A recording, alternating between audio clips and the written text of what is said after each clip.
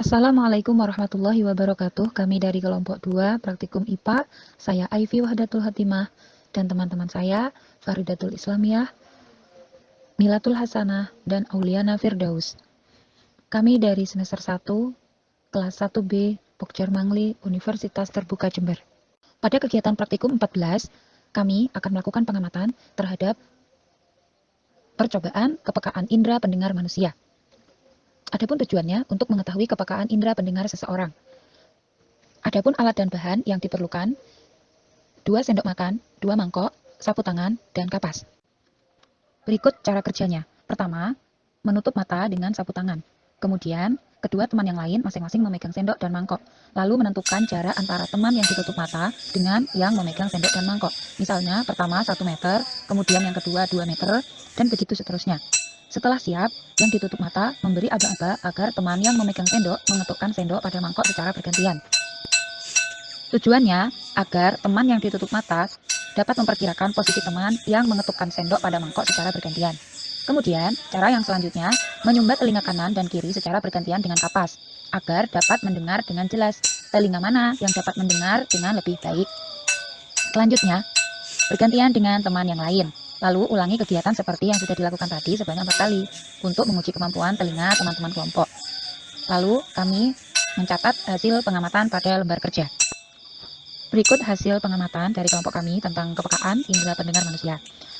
Dari tabel berikut ini dapat dipahami bahwa jarak 1 meter saat telinga sebelum ditutup dengan kapas, suara mangkok diketuk itu terdengar, dan telinga yang setelah ditutup, baik telinga kiri ataupun kanan dengan kapas, itu juga masih terdengar dan jelas. Kemudian jarak 3 meter juga telinga sebelum ditutup terdengar, jarak 6 meter terdengar, jarak 9 meter terdengar.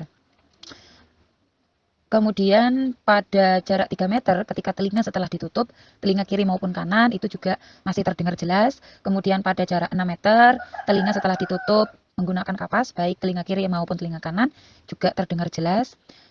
Tetapi ada perbedaan pada jarak 9 meter, telinga sebelum ditutup itu terdengar jelas.